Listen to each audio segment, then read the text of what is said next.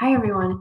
Thank you so much for joining us here today. We are so thrilled and excited to welcome you to the first of our two-part webinar series on extreme heat and building resilience.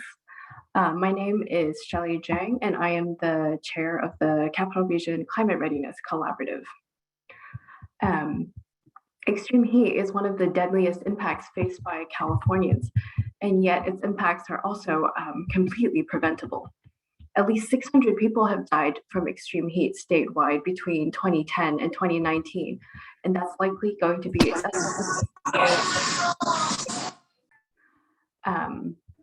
extreme heat is a deadlier climate impact than wildfires or hurricanes, but because the majority of deaths are coming from our underserved, our under-resourced, and underrepresented communities, it's also far too easy to overlook and ignore this issue. At its core, extreme heat is about equity with income, race, cooling access, neighborhood design, and occupation and working conditions playing an outsized role in determining who lives and who dies. It's essential that we develop strategies and solutions that prioritize our communities in greatest need.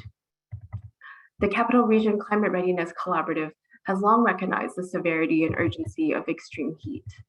In 2018, the Sacramento Metropolitan Air Quality Management District, where I work as a climate change analyst, in CivicWell, known as the local government commission at the time, worked with Dr. Haider Taha of Alto Stratus to build an urban heat island model for the Sacramento region.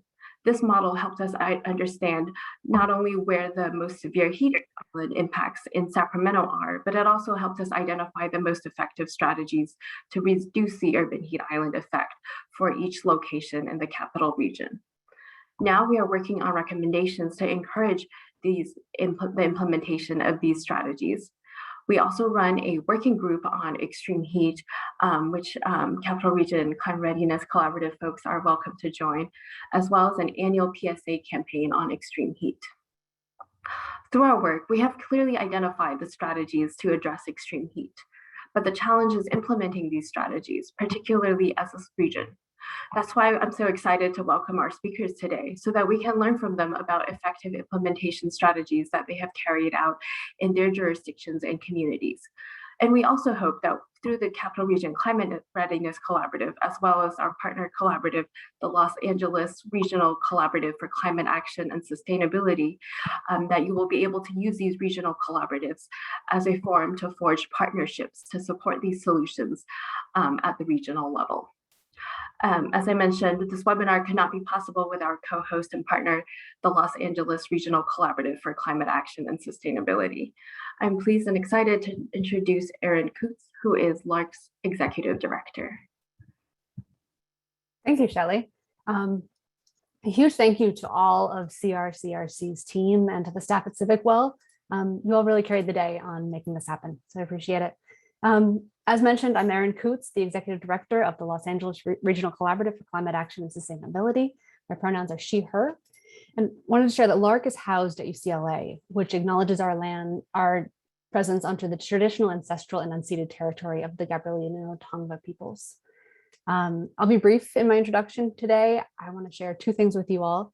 That we will be talking today mostly about the built environment, about cool roofs, cool streets, cool walls, how to cool down our cities. But in addition to establishing how to adapt our built environment, our networks recognize the need to support social infrastructure and community ties. So I'd like to invite you all to join us on May 16th at 2 p.m. for part 2 of this series. Our panel that day will cover efforts in Los Angeles and Sacramento to support equitable adaptation to extreme heat and how to build community resilience.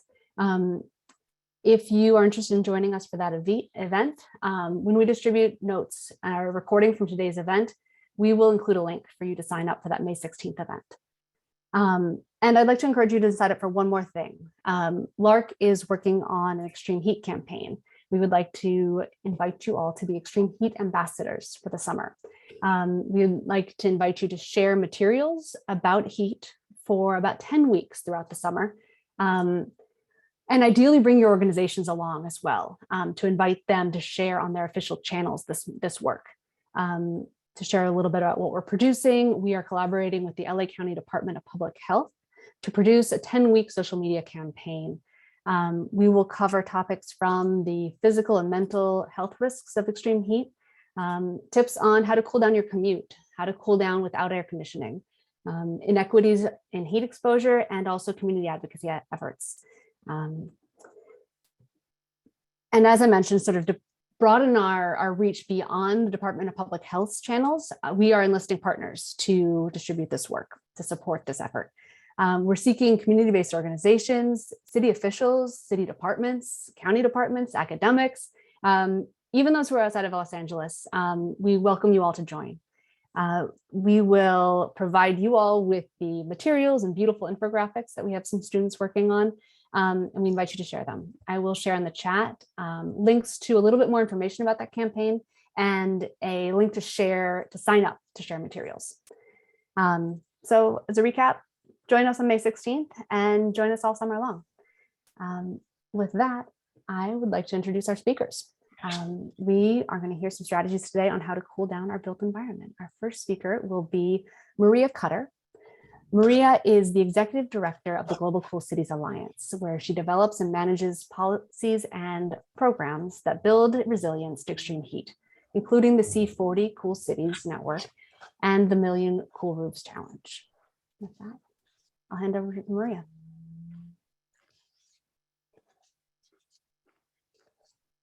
Great, thank you so much. It's so great to be here today, and I'm really excited to fill you in on the work that the Global Cool Cities Alliance is doing. Next slide, please.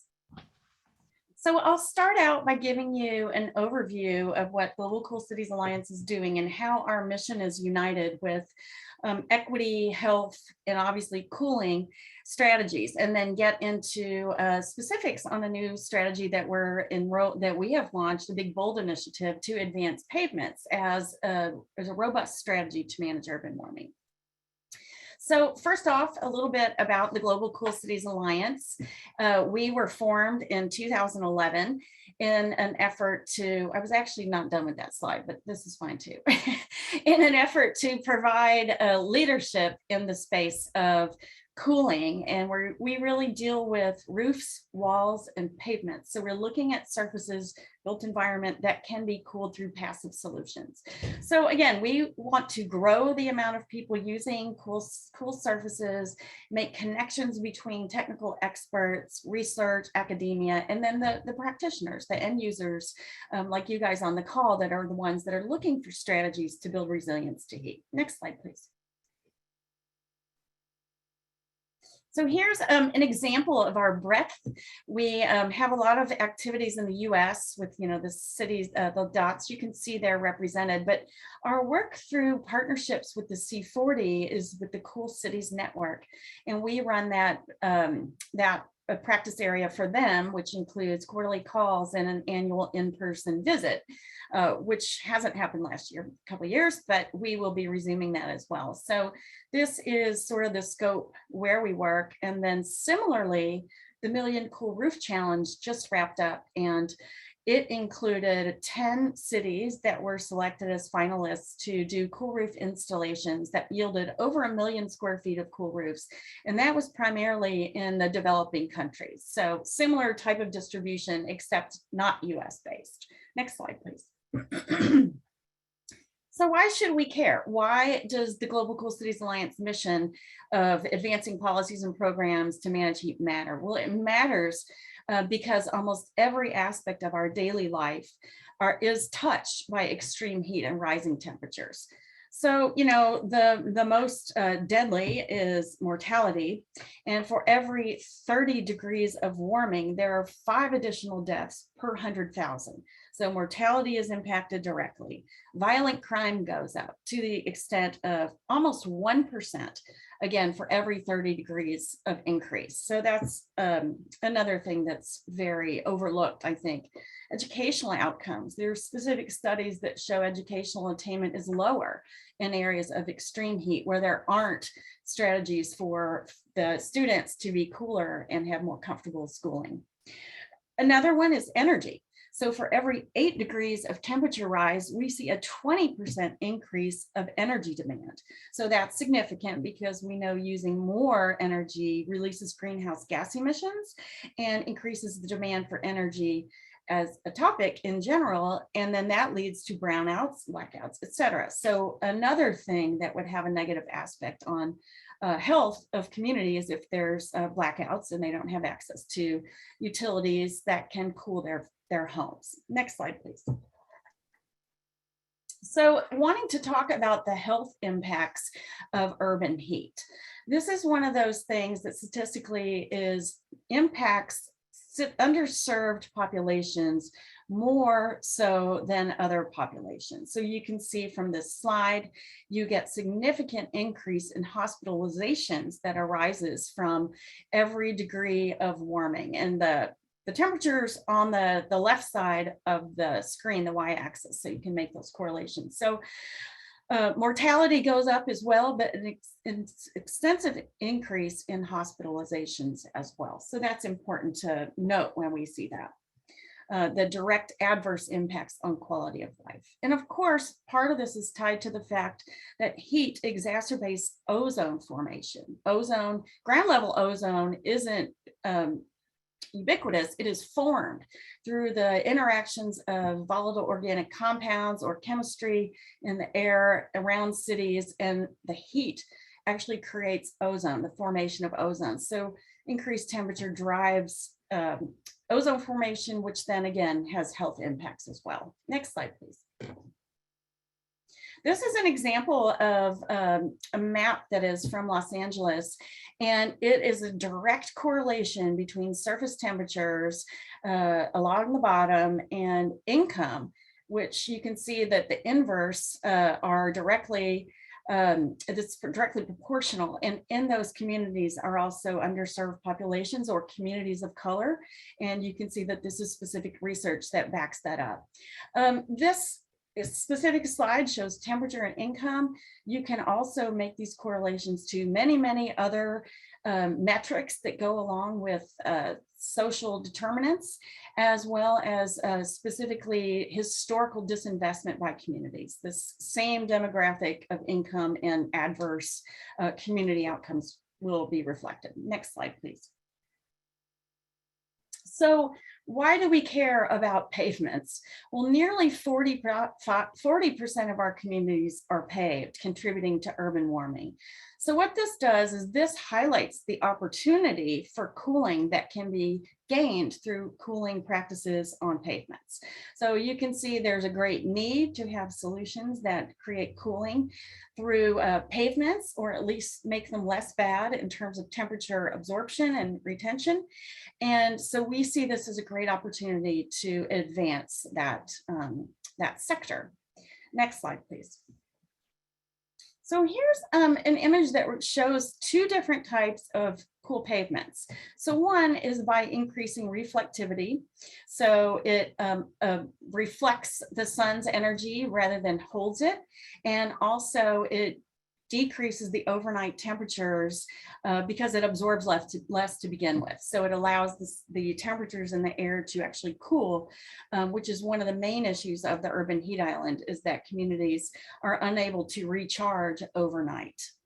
And then porous or permeable surfaces are able to absorb water, and they cool via evapotranspiration. So this translates over beyond just porous pavement, but also to greening. So we know trees, green infrastructure, green roofs, and all these things are excellent ways to cool your communities or surrounding areas. Next slide, please.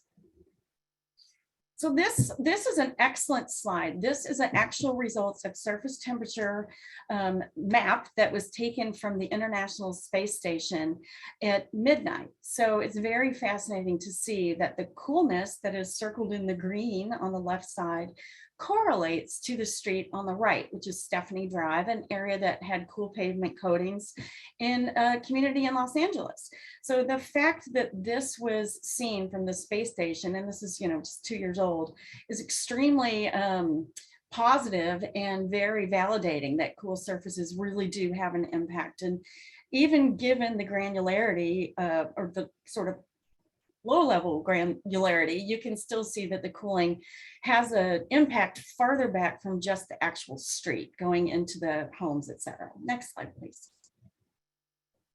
So enter the Cool Roadways partnership. We, as I said, the Global Cool Cities Alliance noticed a gap in pavements.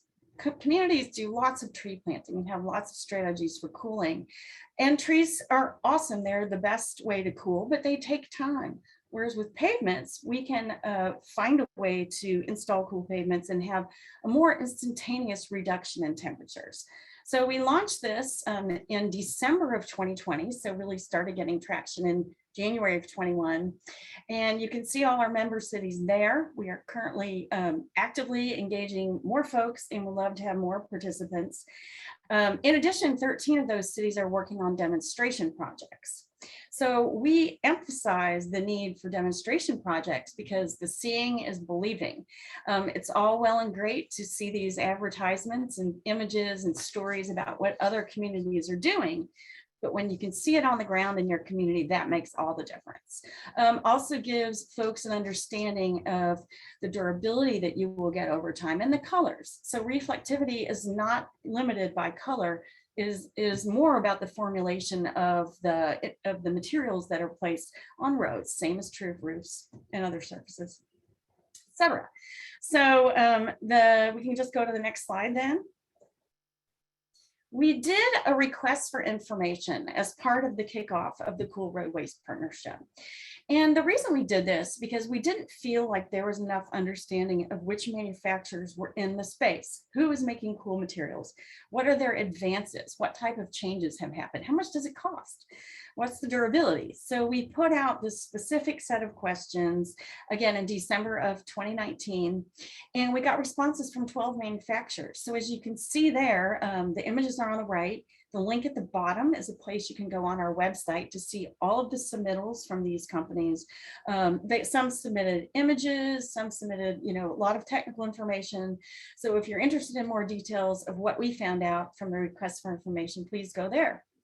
And again, I mentioned colors. You can see any color under the rainbow primarily, but the convention now is for cities to go to darker colors because they show less tire marks and grease and different stains. So what we're seeing is a bit of a grayer color that is as equivalent to concrete, if not somewhat darker. Next slide, please. I wanted to quickly touch on some federal opportunities for cool pavements. The number one item that we're watching closely is Section 11406, which is the Healthy Streets Initiative of the infrastructure bill. This is a very broad initiative, and as you can see, there's significant funding available. It is eligible for nonprofits, cities, and partners that are working together in collaboration with those entities. It includes cool pavements, porous pavements, and tree planting, as well as studies, research, hiring staff. So it's a very robust source of funding that we'll be watching closely, and we'll be able to forward information about that as it becomes available. Next slide, please. So really that's the end. I just wanted to share with you guys a little bit about our mission, what we're doing, and why we're working on health, heat, equity, and the need for solutions to address all surfaces, and primarily pavement. So if you guys are interested in learning more, I would love for you to reach out and engage us so that we can help bring you into the conversation and share our knowledge, provide technical expertise and assistance. Next slide, please. There you go. So thanks so much. I've enjoyed the opportunity. Thanks again.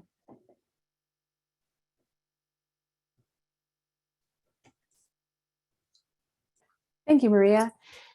We are all going to take time at the end of these presentations for questions, but in the meantime, if you have questions, please feel free to add them to the chat. Maria, I would like to say thank you for that presentation, and particularly love seeing information about funding resources. I know that's critical to all of our members. Up next, we have Mara Luvano, who is a civil engineer and project manager for the City of Los Angeles in their Bureau of Street Services.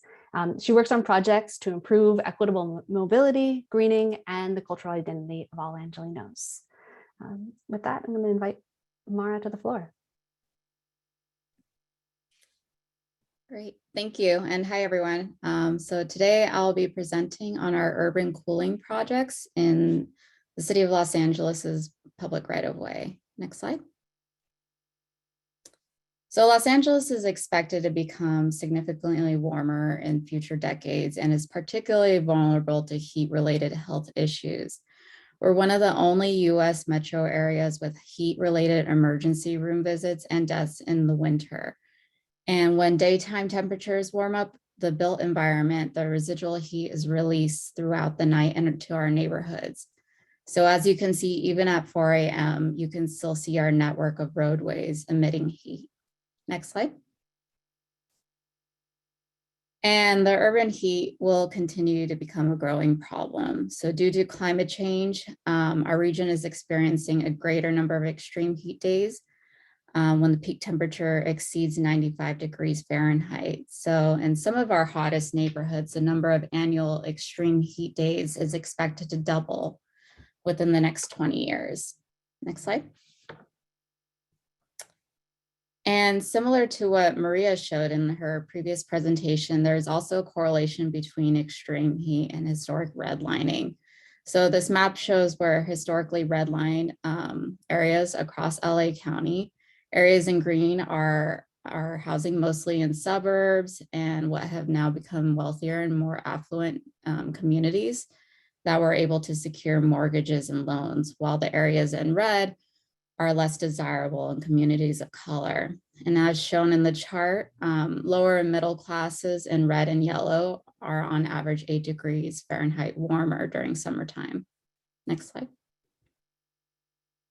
So there are several interventions to reduce the heat island effect, such as cool pavement, cool roof coatings, shade trees, and shaded bus shelters.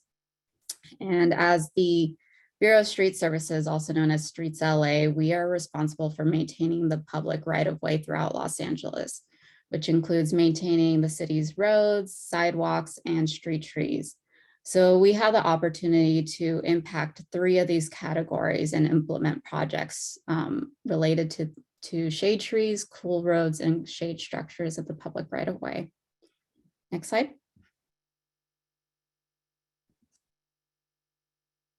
Sorry, next slide. Thank you. So in 2017, we installed cool pavement on 15 city blocks throughout our 15 city council districts. And so this was the first time cool pavement had ever been installed in the public street in California. And based on this, on average, the surface temperature difference in the afternoon was 10 degrees Fahrenheit. Next slide. So because of the success of these cool pavement city blocks, we expanded it to cool neighborhoods, where we installed not only cool pavement on multiple blocks throughout a neighborhood, but also planting shade trees on the along those same streets.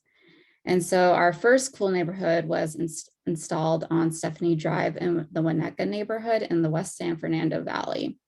So we applied 11 cool pavement on 11 residential blocks and planted 60 new shade trees. Next slide. So we showed this slide previously, but you can see the effect from space from the Winnetka Cool Neighborhood Project. And so on average, places within 100 meters of the cool pavement were 2 degrees Fahrenheit cooler than the surrounding parts of Winnetka. Next slide. And so because of the success of those initial cool neighborhood projects, we were able to get $6 million in funding from the city to implement the next phase urban cooling projects for this past fiscal year. And that included 200 city blocks of cool pavement across 8 underserved neighborhoods in the city of Los Angeles. So just to give everyone a quick background, the city of Los Angeles has 99 neighborhoods. So we use a data-driven approach to identify and prioritize neighborhoods for these urban cooling projects. And so initially we used the Climate Smart Cities tool to help map and prioritize our goals based on reducing heat islands, providing climate equity, and focusing on active transportation priorities. So the tool generated a heat map, which is shown here, that maps all the neighborhoods throughout Los Angeles.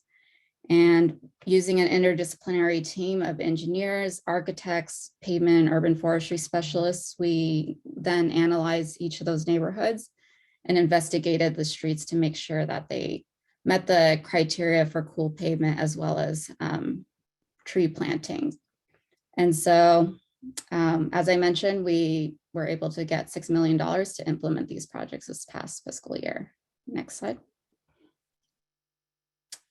So right now we're in the implementation phase, and since October of last year, we have completed 6 cool neighborhoods, which includes 58 lane miles and 177 city blocks. And we still have 2 more cool neighborhoods to go with an additional 6 lane miles and 23 blocks. One of the biggest areas of progress that we made this past year was debuting a new machine with a rear mounted rig spray that applies cool pavement coating with more precision at a lower cost and is more efficient compared to what we were previously using in our early phases, which were painting rollers. So we'll be able to continue to use this new machine as we expand throughout the city. Next slide. And just to touch upon quickly, the different funding that are the different funding sources we've used to be able to implement these projects. In addition to city funding, we've also been seeking grant funding from various programs on state, federal, and local levels. Recently, we were awarded a $30 million active transportation grant from California for the Canoga Park project, which incorporates urban cooling features and active transportation improvements. And this was built upon a heavy community engagement plan that was done in that area, where the community really emphasized the importance of adding cooling features along these active transportation networks so that it encourages more walking and biking and makes it more enjoyable. We also recently obtained $10 million from the Clean California grants to implement new medians along the city, both converting and constructing new medians. And so cool pavement is typically only applied to local streets and not to our larger arterial streets. And so this is a method that will help provide urban cooling effects on our larger arterial streets, since they also have an impact in cooling the surfaces. Next slide. And just to touch upon our next steps, so we're continuing to implement cool neighborhood projects in the city's most vulnerable areas and expanding to other areas in the city that we weren't able to implement projects previously. And we'll be continuing to use a data-driven approach, focusing on areas of extreme heat, as well as disadvantaged communities and areas with low canopy. We'll also continue to partner with other agencies to implement these holistic projects. So partnering within the city and also with outside the city to plan and develop and implement these projects. And then we are continuing to explore research opportunities. So for example, continuing our partnership with NASA JPL to obtain more imagery from space to really understand the impact our cool pavement is having on the city. So for example, here you can see a flyover of the city of Los Angeles, where we'll be doing some flyovers of our cool neighborhood projects later this year. And I think that's it. Next slide. Great. And that's all I have. Thank you.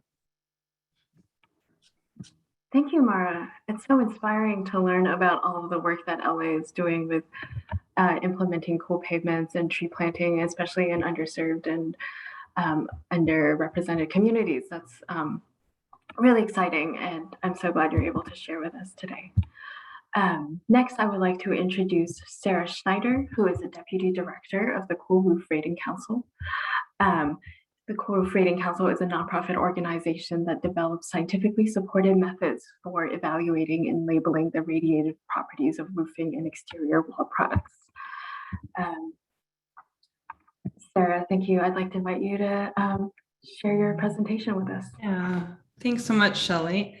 So if you all bear with me one moment while I share my screen. And if I could also get confirmation, Shelley, that you can see my title slide. I can. Okay, great. Okay, well, thank you again for the introduction. As Shelley said, my name is Sarah Schneider. I'm the Deputy Director of the Cool Roof Rating Council, or CRRC for short, which I realize is kind of confusing given the CRCRC that's co-hosting today's webinar. But today I'm going to give an overview of how roofing and exterior wall products help to mitigate urban heat islands and also help to increase a community's resilience to heat.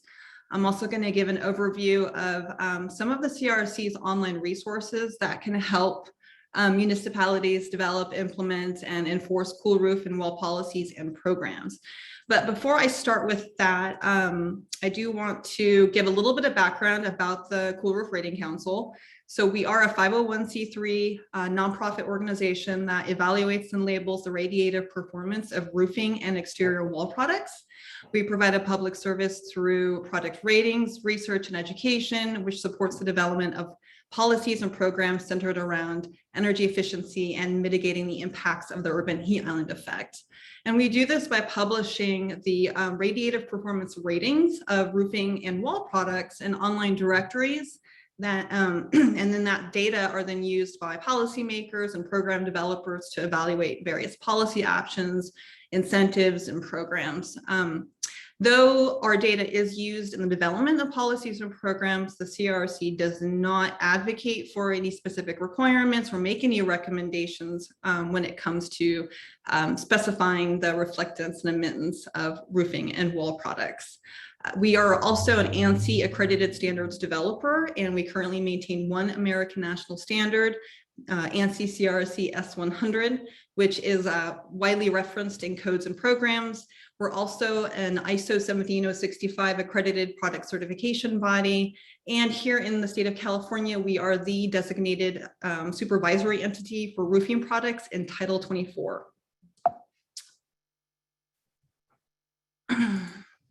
So the CRC was established back in '98 through a collaboration of stakeholders, including government agencies, energy utilities, environmental organizations, and lots of people in the roofing industry. The primary purpose of the organization was to create a third-party rating system for the radiative performance of roofing products that would support California's energy code. Since then, we've gone on to be a valuable resource that supports a wide range of codes and programs that promote cool roofs, both here in the US and abroad. And recently in 2019, we expanded the mission and scope of the organization to include exterior walls.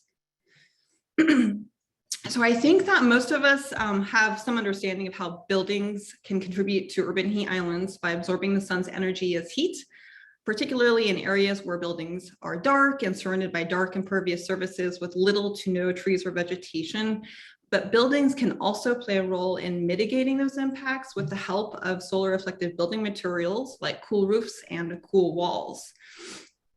So in a nutshell, a cool roof or wall is one that strongly reflects sunlight or solar radiation, while also cooling itself by efficiently emitting any heat that was absorbed. The metrics that determine the coolness of a roof or wall are solar reflectance and thermal emittance. Both properties are measured and rated on a scale of 0 to 1, where 1 is the most reflective or most emissive. And with respect to urban heat island mitigation, the greater the number of buildings in a given area with cool roofs and walls, the lower the outdoor ambient air temperature. There are also several other benefits associated with the use of cool roofs and walls. For one, they help reduce indoor air temperatures by reducing the building's solar heat gain, which results in less air conditioning use, thereby saving the home or building owner some money.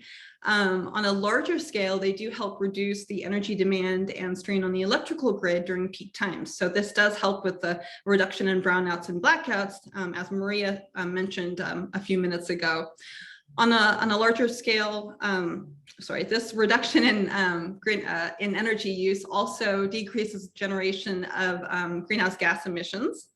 And also, as I mentioned earlier, cool roofs and walls can help reduce outdoor air temperature. So this not only has an impact on their urban heat island effect, but also on slowing the production of ground level ozone, as Maria also had mentioned.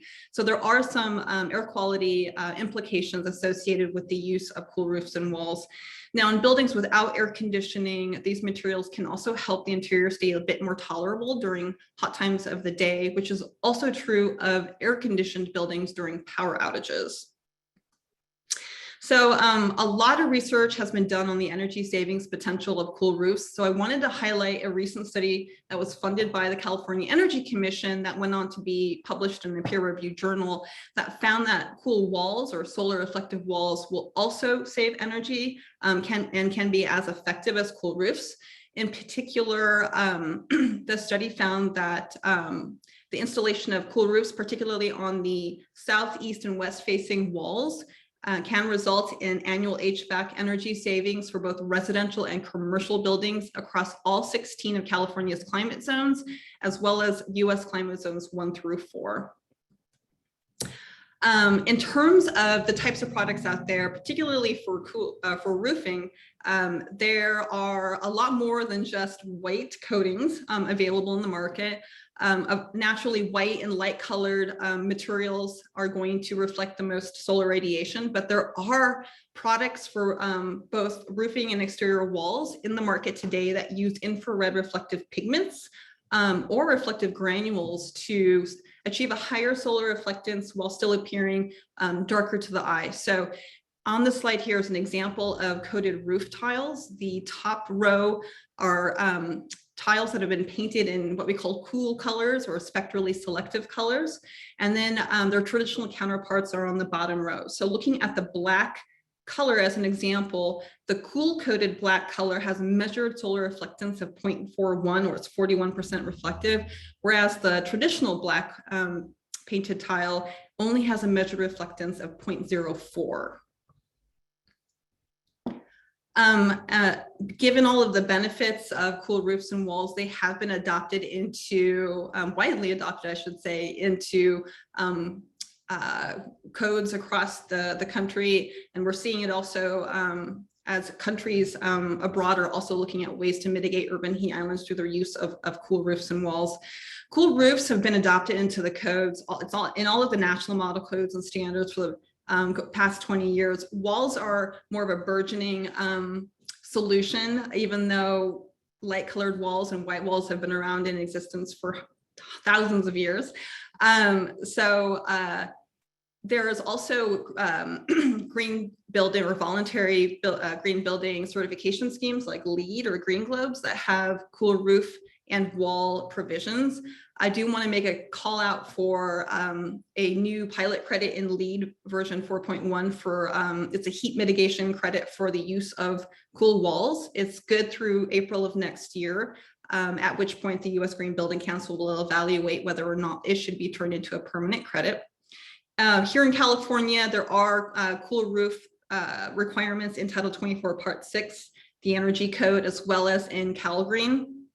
There aren't currently any cool wall provisions in the Energy Code, but there are voluntary provisions that have been in CalGreen for the last several years, so a municipality can adopt those as part of its REACH code.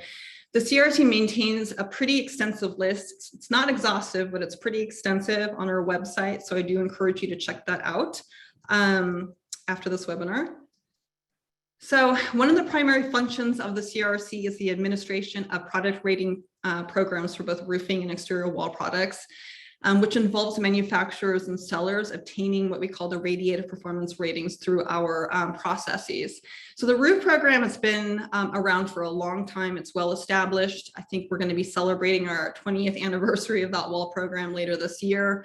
The roof program. The wall program is our baby. It was born this past January, so it's very, very young, but we have a lot of interest being drummed up for this new program, and I'll talk a little bit more about this here in a couple of minutes.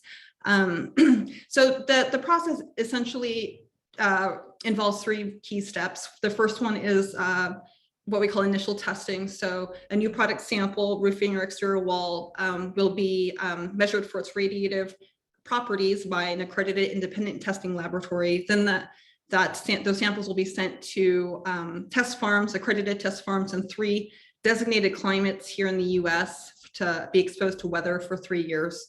And then after 3 years of exposure, they go back to the test lab where age testing is conducted. So essentially, it's just a repeat of taking the radiative property measurements again, but on weathered samples. Then those initial and aged test results are published in the CRC's online directories, which are available to the general public at no charge. The roof directory currently has over 3,000 rated products and I don't even know, maybe 11 different types of product types. So from asphalt shingles to tiles, to coatings, to membranes, etc.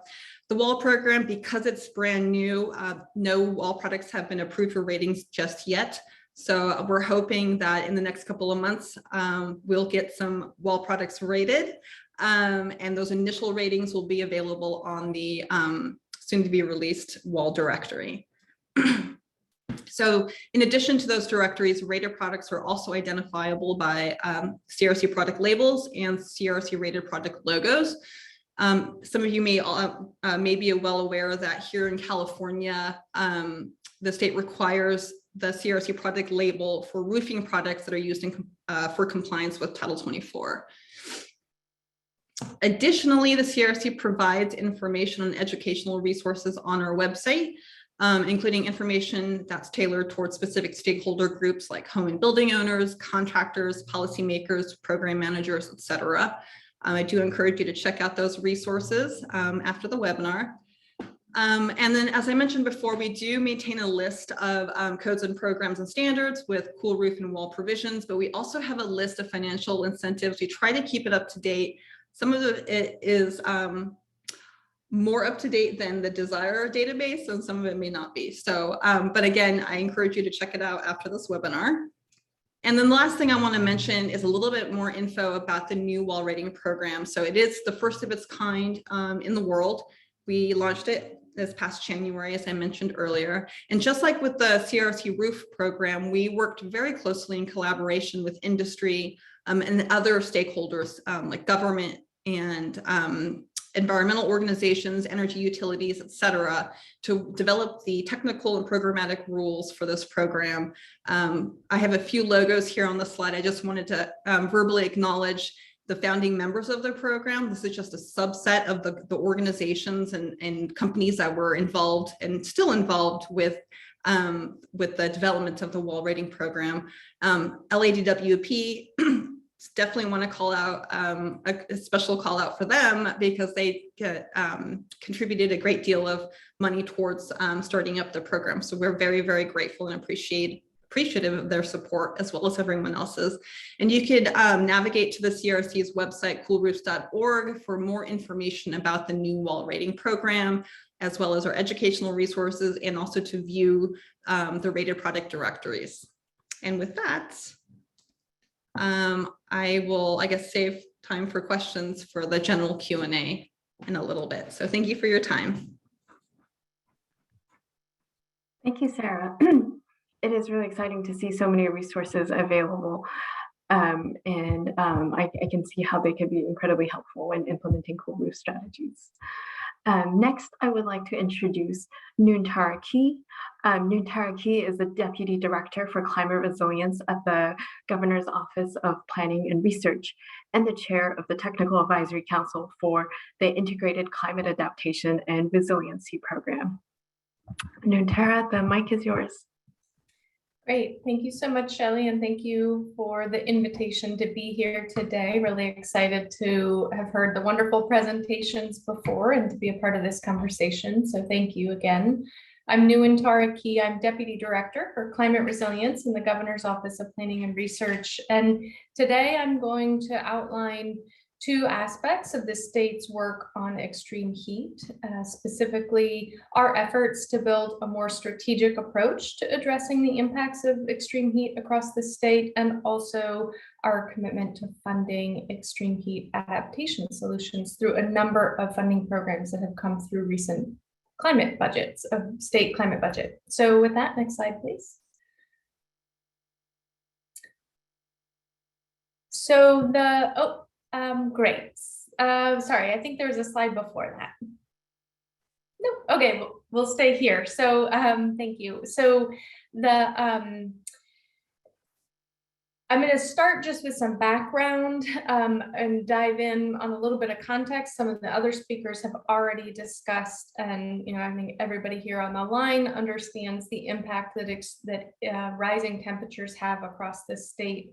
So, as we, from a state perspective, are really looking to take an all-risk approach on building climate resilience and adaptation, definitely recognize that heat and increased temperature and extreme heat events touch every single corner of the state, and every region and every sector are impacted by increasing temperatures. And we also recognize that extreme heat threatens California's communities, our natural systems, and our economy. And as was mentioned earlier by multiple speakers ahead of me, it also poses profoundly disproportionate consequences for the most vulnerable among us. So addressing these interconnected and complex impacts of heat really requires a diverse suite of actions and resources, and from a state perspective, a truly all of government approach that brings together different sectors and roles and responsibilities across the state to really address the impacts of heat that we are facing in California. And just a couple quick data points, annual average temperatures in California have already exceeded 1 degree of warming. That's 1 degree Fahrenheit of warming, with some areas exceeding 2 degrees. That was a finding from California's 4th climate change assessment. And we saw already during the spring heat wave earlier this month that Long Beach reached a high of 101 degrees, breaking its last daily record set back in 2014 with a high of 92. So the impacts of extreme heat and rising temperatures are already here and already impacting communities. Next slide, please. So the Extreme Heat Action Plan, the first topic I wanted to highlight here, we are currently working to finalize the draft that was released in January, but our Extreme Heat Action Plan for this state really provides a set of strategic state actions that address the severity of extreme heat and rising temperatures, and also importantly, identifying opportunities and actions that the state can take to build resilience, to adapt and build resilience to extreme heat. And as you can see, as represented on this slide, really looking to update an existing extreme heat action plan or a report that was released in 2013. But importantly, as we looked to update this action plan, really taking an all of government approach. And as you can see here, we had a number of different state agencies engaged in the process, really from across the administration, recognizing that state agencies across the board have an important role to play. It's no one agency's responsibility to address heat. And again, as mentioned, or to mention here, while there are a number of agencies listed here on the slide, this by no means represents all of the partnership across state government. Next slide, please. So the Extreme Heat Action Plan, just for context, was developed through extensive public input over the course of 2021 and into this year, including a suite of regional workshops last year, numerous consultations with California Native American tribes, and an extreme heat workshop series. So I do want to thank everyone who participated in the workshop series and provided your input. And really that input over the course of 2021 importantly shaped the structure and the content of the draft Extreme Heat Action Plan. And I'm going to quickly, in the interest of time here, go over kind of the broad structure of the action plan and how the draft action plan is organized. The first is around the importance of building public awareness and improving notification to increase the understanding of threats posed by increasing temperatures and preparation for extreme heat events within communities. The second action track is around strengthening community services and response. And this importantly highlights a number of actions to increase community capacity, reduce economic risks of extreme heat, and increase efforts to protect vulnerable populations.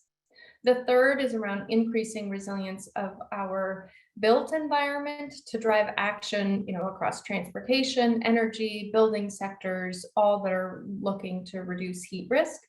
And then the fourth action track is around utilizing nature-based solutions to cool vulnerable communities and build resilience of our natural systems to the impacts of extreme heat.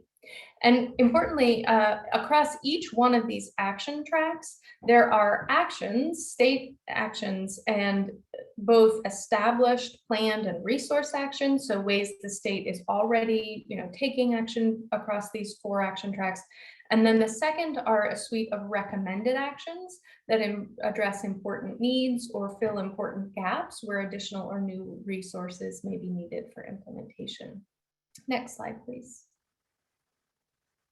Great. So in addition to working on our extreme heat action plan, which we're looking to finalize and release here soon, there also has been strategic investment and historic investment from the state climate budget to really address extreme heat and build resilience to its impacts.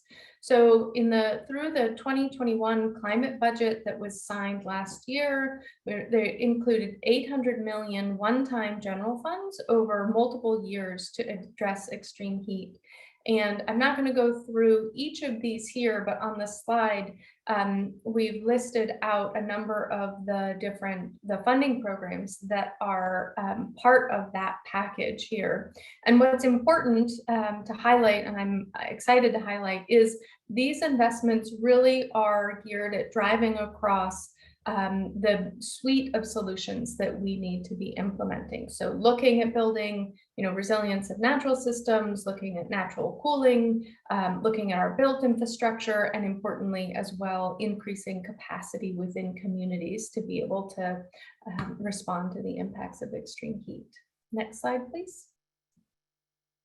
I do want to highlight one funding program specifically that we're really excited at OPR to be standing up, and that's our Extreme Heat and Community Resilience Program. So over the coming year, in 2022-23 budget year, we will be standing up this new program really to be supporting on the ground local heat action efforts across communities. And so we'll be looking to build out this new program, investing, with $100 million invested specifically at building community resilience around the impacts of extreme heat. And then I think that is it for my slides, great. So with that, I'm going to say thank you, and I turn it back over to the host here. Happy to answer any questions.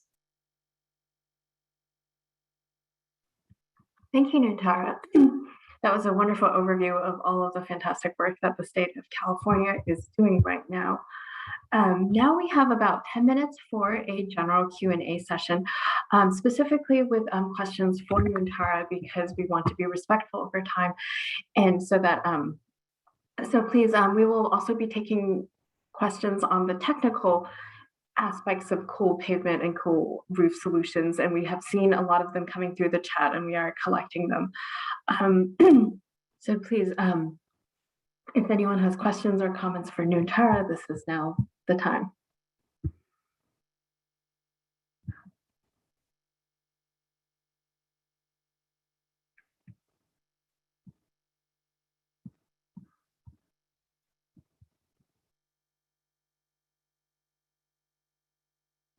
I just want to add, if you do have questions, please feel free to raise your hand or feel free to drop your question in the chat. Or if you're feeling bold, just speak up.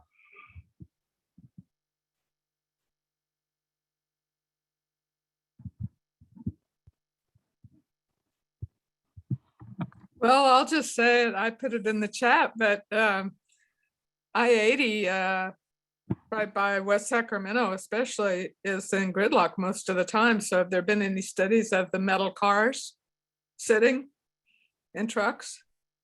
sitting for a long time on the freeway in full sun, the heat that comes from that? And what about the doubling of the heat from the pavement as well as the car and the exhaust fumes and everything else that, I mean, there must be a massive heat thing that comes from gridlock freeways. Yeah, actually, thanks for your questions, Susan. This is something that the Sacramento Air District touched on in our urban heat island study. One of the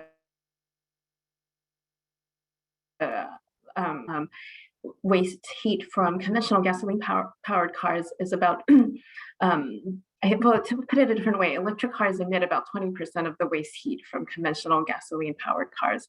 And there was some studies focused on Beijing that found that if the city went electric, then they could lower temperatures by about, I think, 2 to 3 degrees Fahrenheit in the summer. And so pursuing zero emissions vehicle strategies is one way to reduce waste heat from cars and traffic. And there is more on the effects of an electrification scenario on our urban heat island study, which I'd be happy to share the link in the chat.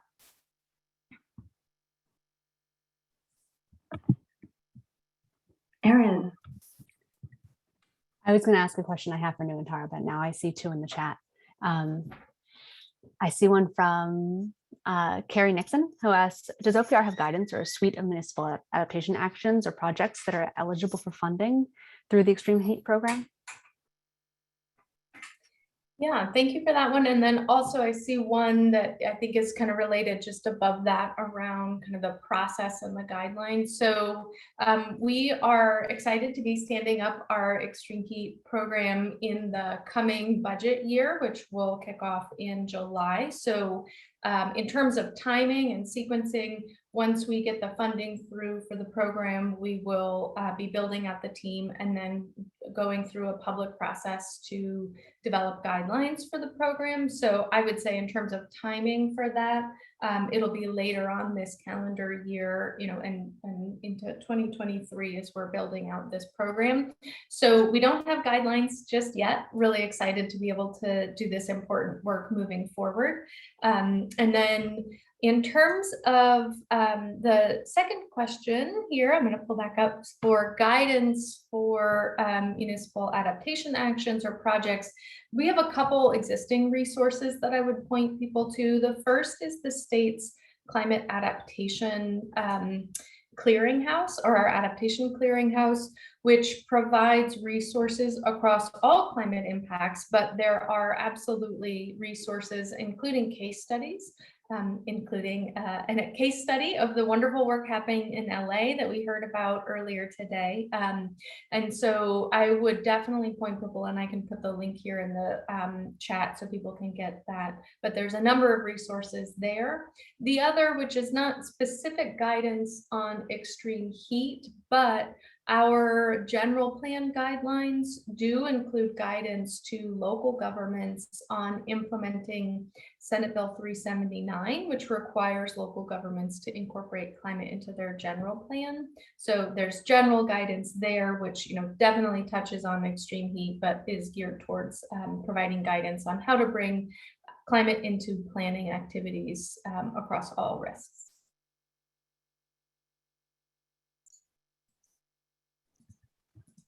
Thank you. And I saw another question here, if you want me to, around the role of kind of regional approaches and regional governments in supporting extreme heat.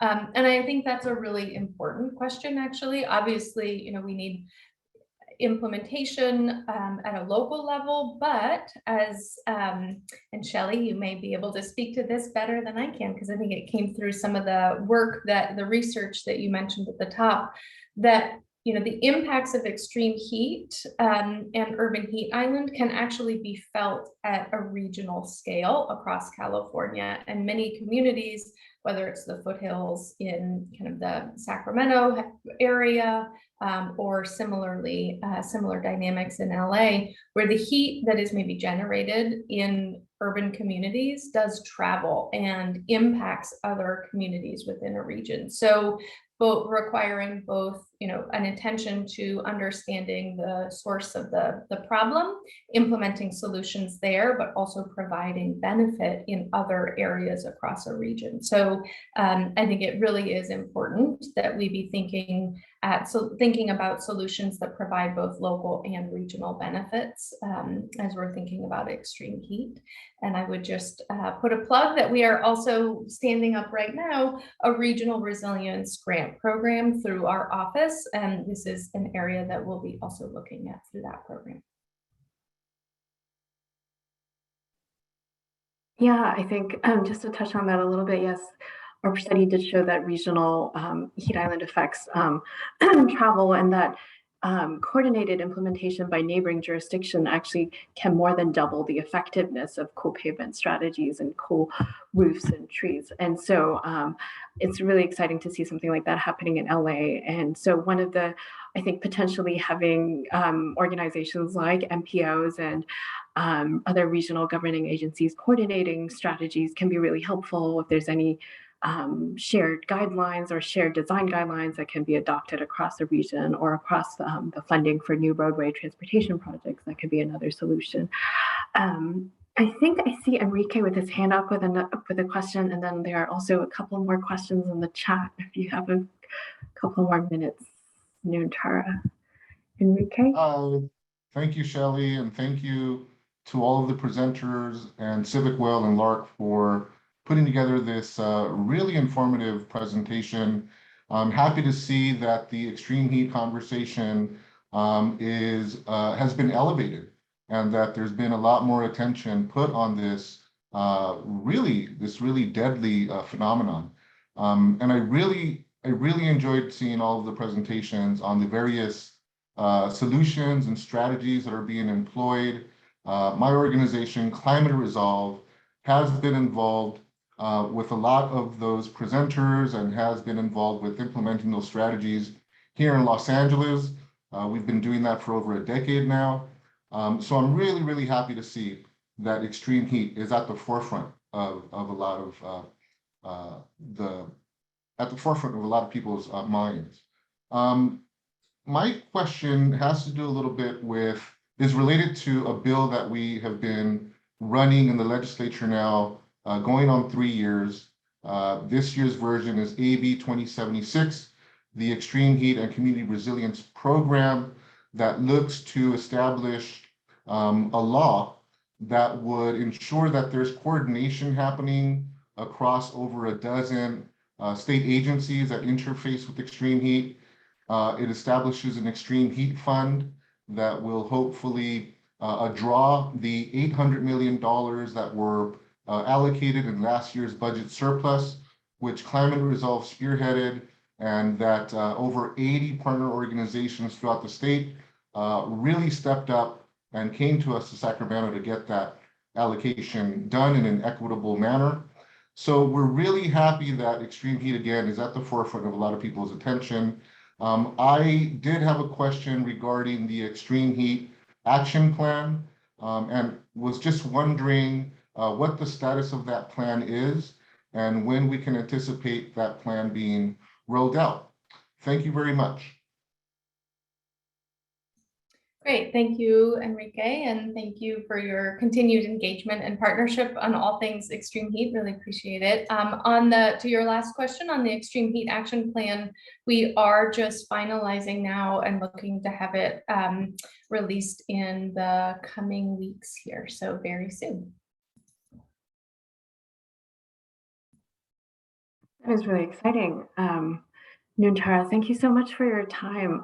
We really appreciate your being able to share your time with us and present on state resources and to answer these questions. I think on behalf of CRC and LARC, we are very grateful. Yes, thank you all so much for the opportunity to be here and for all of your work on this really important issue. So thank you all. Thank you.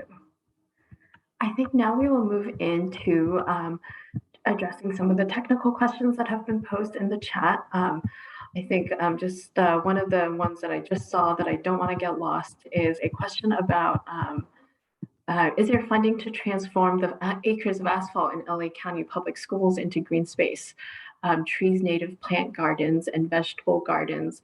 And this question is from Ronnie Siegel. And Nuntara had to go because of her time constraints, but I just want to add that we do see upcoming extreme heat funding from the state of California that Nuntara mentioned in her presentation.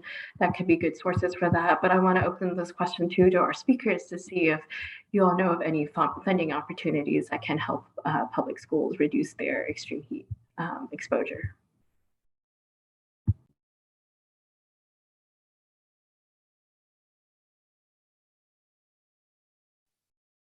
Yeah, hi. There was a budget trailer bill approved last year, SB 155, and there's actually I want to say there's $100 million that will be appropriated hopefully July 1st of this year by the governor, and that money is available to cool schools, particularly the playgrounds, making sure that the pavement and the asphalt is cool.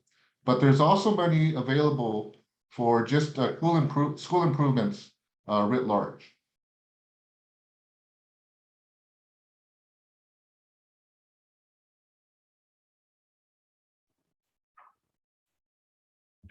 Thank you. And so just to be clear, because I think of the number of questions that we've received, we are not moving towards we are going to be taking the rest of the questions in a general Q&A session with everyone in the webinar as a whole, if that is all right with everyone. I think I have not had time to read through all of the chat, so I apologize if some of these questions have been answered already, but some of the questions that we have received include questions about what is the longevity of cool pavement coatings and which ones are the most cost-effective material alternatives. Yeah, I can answer that. The durability, I put a little blurb in the chat, but I can elaborate because it's not an easy like one sentence answer. Through the request for information, we got replies all over the board. So right now I know of 2 at scale projects going on, one in LA and one in Phoenix, and those manufacturers are giving 5-year warranties associated with those products. So you're looking in the range of 50 cents to $1 per square foot of material installed for those projects, and that's just a ballpark range.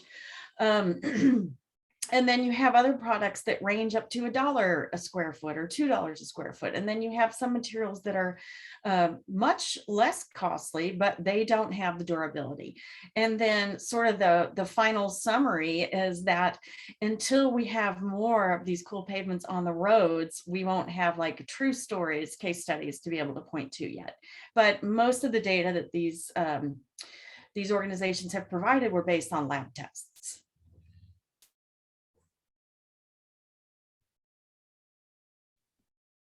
Thank you, Maria.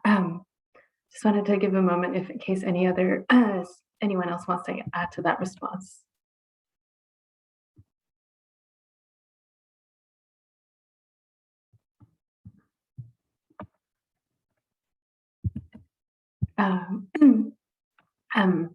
Here's another question that we received in the chat. Can the roof tiles be painted after they've been installed?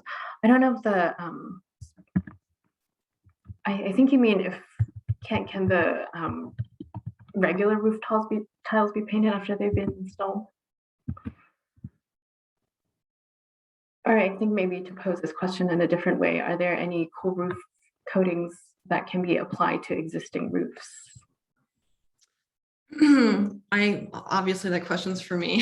So I did respond to Doug Walter's question about can roof tiles be coated. Just so for everyone else's benefit, I assume that you should not be doing anything to your roof that could jeopardize the warranty. There is a tile roofing association, the Tile Roofing Industry Alliance. They provide guidance.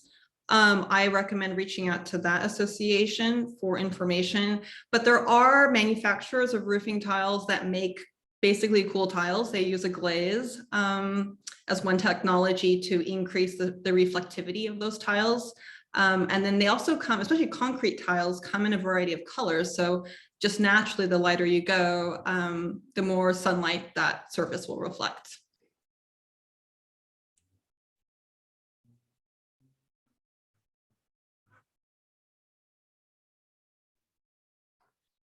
I wanted to share one more that we saw in the chat that I saw answered, but I was hoping for a link to a resource. We got the question, is there a reflective coating that can go over existing black asphalt road?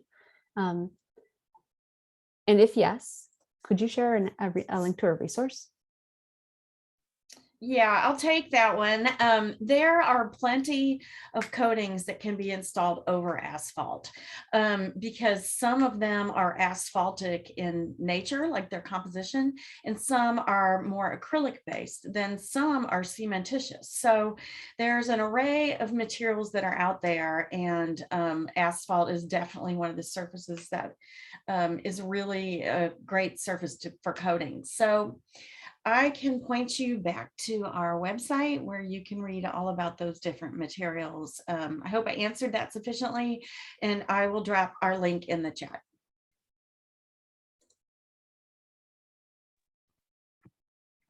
Thank you. I want to share another question that has come through the chat. How do cool walls compare to green walls, such as those covered with moss, succulents, etc., in terms of heat reduction and air quality? So I will answer that one to the best of my ability. I did put something in the chat as well.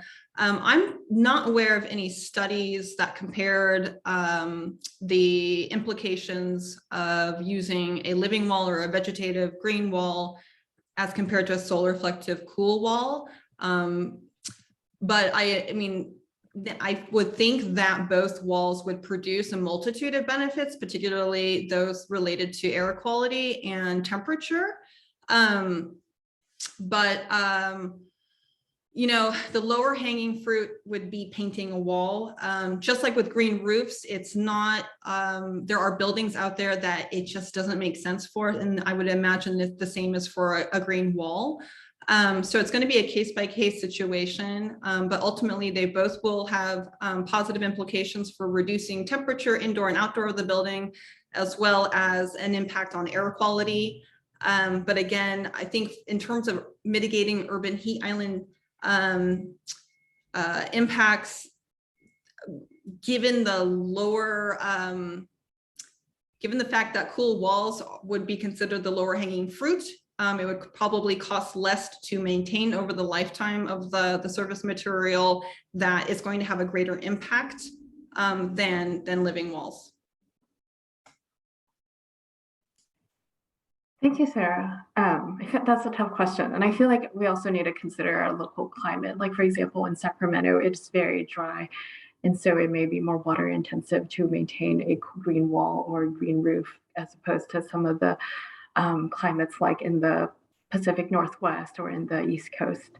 I'm going to turn it over to Enrique for a question. And I also encourage if anyone else has questions to raise your hand or drop your question in the chat. Thank you. Enrique? Sure. I have a question for the cool pavement experts on this presentation. So last year we ran a similar bill, AB 585, the Extreme Heat and Community Resilience Program, and we had all kinds of support up and down the state. And the only opposition that we received was from the California Asphalt and Pavement Association. And when we reached out to them to see what the issue was, they couldn't really tell us what it was.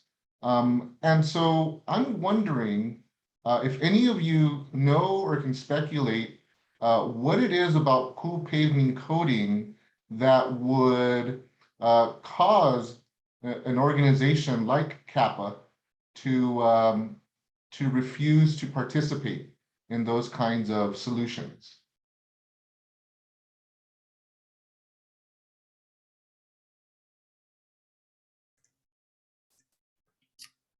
I'm happy to share some thoughts on that. Of course, I can't speak for the organization and, what they might be thinking, but what we see is there is no silver bullet, and there is plenty of room for all types of surfaces. Asphalt's not going away, concrete's not going away.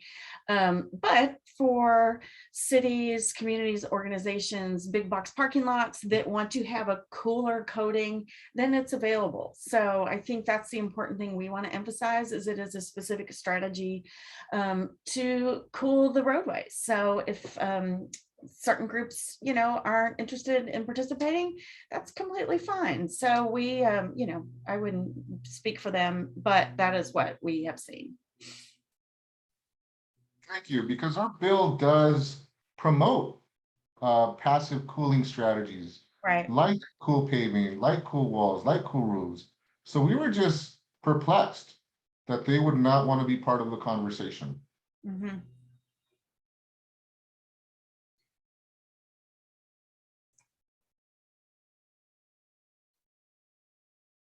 Can I bring up one more sort of idea about collaboration? I want to acknowledge that the county has shared a question that the county's vulnerability assessment, this is LA County's vulnerability assessment, found that partnering with trusted messengers such as CBOs and worker centers, it's a valuable outreach strategy, especially when trying to reach marginalized populations such as informal workers. So the question was, what funding sources could support such government and CBO partnerships? And I don't know off the top of my head. And so if you do, please share with us. And if you see them in the future, I encourage you to share them with your networks in your region. I have heard repeatedly that as a city staff that people say, we see these opportunities coming by our desks and we don't have the staff capacity to apply for every single one. So if you're in that situation where you see a great opportunity, but you know that you don't have that time, please share them with other people in your region. Make sure that people know about that opportunity. I think it'll make a real difference. And if you do know of an opportunity now to support government and CBO partnerships, I encourage you to unmute and share it with us, because inquiring minds want to know. Building on that, I have a question for Mara. I was wondering, it was really fascinating to see that LA has built so many pilot projects across all of the neighborhoods. And I was just wondering, have you encountered any feedback from the public? Was there any resistance or hesitancy? And if so, how did you all respond or overcome it? And then I guess similarly, as you were implementing this project, did you encounter any resistance or hesitancy from other city departments? And how was that addressed? Because it seems like, to us, it really feels like you have really done a fantastic job of developing cool pavements. Yeah, thank you. I think hopefully this will address both the questions that came up, but so we do have an external relations team, which has helped with both preparing when we were in the planning stages of the cool neighborhood projects, as well as the actual implementation and engagement as part of that. And so part of the strategy just going into it or in the planning phase was just doing a lot of presentations to council members, council offices, to our advocacy groups as part of Streets LA, just to start the education, getting people informed and getting the community involved, letting them know that we're available anytime for questions or requests as well. And even during the implementation phase, going out prior to construction, informing all the residents on those streets that the project is coming. So based on just that, we haven't received really any negative feedback from the community. Everyone's been very supportive. If anything, we get requests that, can you do our street here? And so we're trying to incorporate that more into our future projects in a way of soliciting more feedback from the community and getting more requests. We've also partnered with a lot of different groups and agencies and such as Climate Resolve to help with the community engagement aspect and planning our projects. And so for a lot of our implementation projects, we will include a community engagement component as part of the funding request so that we can make sure that we continue to engage the community. And so we're still learning, especially during COVID. It's been challenging, I think, to do this sort of outreach, but so far we've gotten positive feedback and we're hoping to continue expanding our engagement.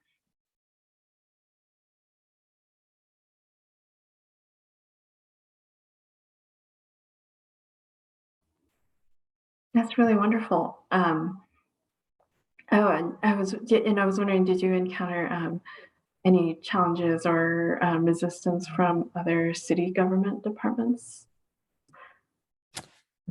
No challenges. If anything, people want to, a lot of our sister agencies want to partner with us in implementing these types of projects and plan different projects throughout the city.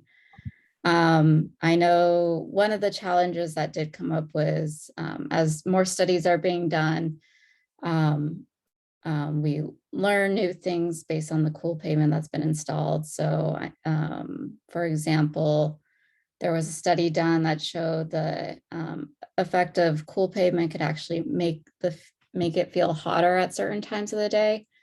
And so that was one challenge that we had to just address it in a way that that shows that we are considering that. That we're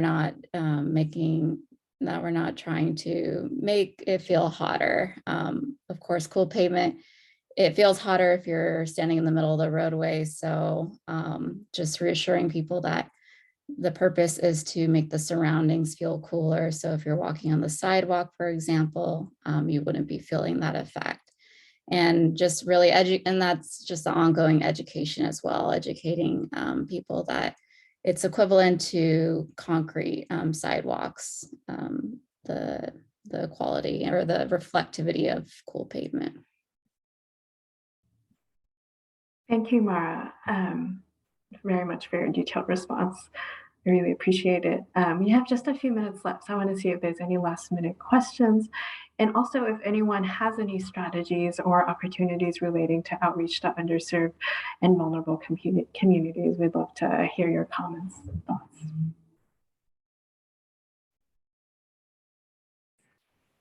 Hi, this is Stephanie with the City of Folsom. I have a question for Mara regarding whether or not you are applying different types of cool pavements on different streets to see which product might be working best, or if it's just one standard product that you're utilizing. Yeah, so early on when we were initially testing in 2017 and with our first set of cool neighborhood projects, we tried different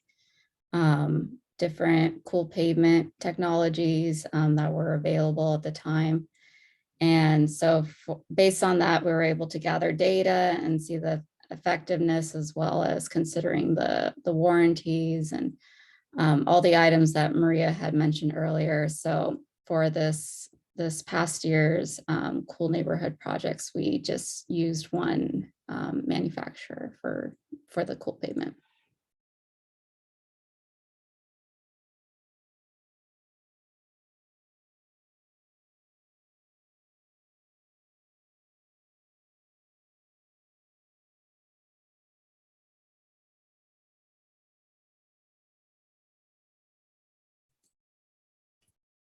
Shelley, I just shared one final thought in the chat is that we got the question about regional governments being uniquely poised to work on extreme heat and what is the role of our collaboratives. I have some ideas, but I usually like to come at this from what do our networks need from us?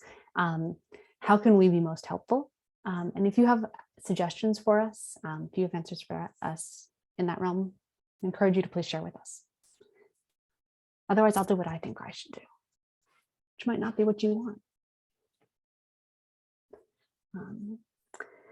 Should we hand things over to John to close us out? Yeah, and thank you for posing that question, Erin. I think that is a great question. And if anyone has any thoughts on what you'd like to see from LARC and the CRC, please let us know. And now over to John. Thank you all so much. Thank you so much to our incredible speakers. Thank you so much to all of the attendees that stuck around through the Q&A and helped participated in that great conversation. Just want to take a moment to say thank you to everyone. And I did just drop a link in the chat to register for part 2 of this series. We are still finalizing speakers and still locking down the agenda, but you can absolutely still register. It's taking place May 16th, I believe at the same time from 1 to 2:30. So thank you all so much. We will be following up with the recording and slide deck by the end of the week, and really appreciate everyone's participation today. Oh, right. The next part 2 is actually from 2 to 3:30. My bad.